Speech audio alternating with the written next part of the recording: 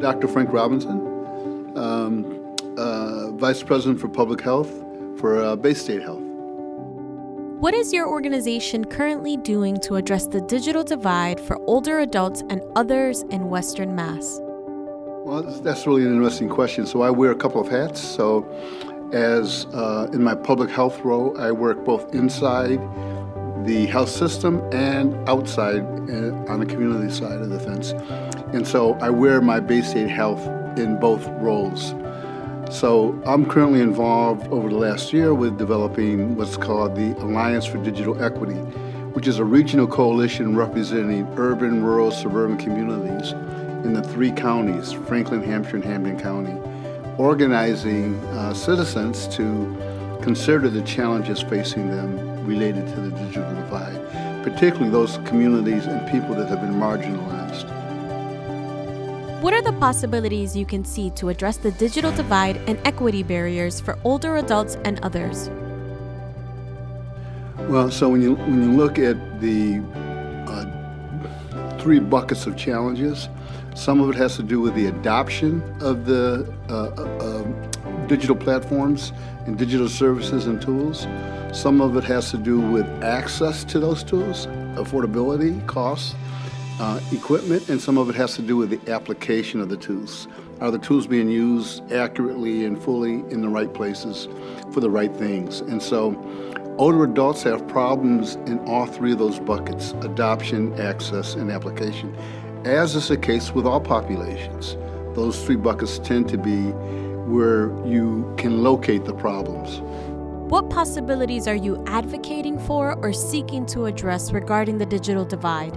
So when you think about the issue of access, some of that is basic: is can people afford it, and do you have internet cable running into your household? So if you're in an urban area, access tends to be to infrastructure, to a line tends to be more available.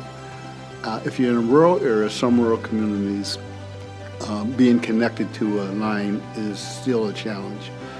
For older adults, it often is a case of affordability. So if I am on a restricted income and I receive, really a very minimal stipend, whether Social Security or some other means, I'm making decisions around whether I purchase internet access or I purchase food. So that's a really basic challenge. So again, that problem is general for a lot of low-income populations. Seniors or older adults in particular tend to be not working, consequently having a bit more of a challenge in that area. How can we make these possibilities a reality? What support, both monetary and beyond, does your organization need to decrease the digital divide for older adults? So the Alliance for Digital Equity, we're really a group of, again, citizens across the region that are organizing to eliminate the divide, or more accurately stated, to establish digital equity and digital inclusion. So the shift from dealing with a disparity to dealing with equity really is around assuring that all people have a right to, or a human right, or a civil right for access to these new information platforms.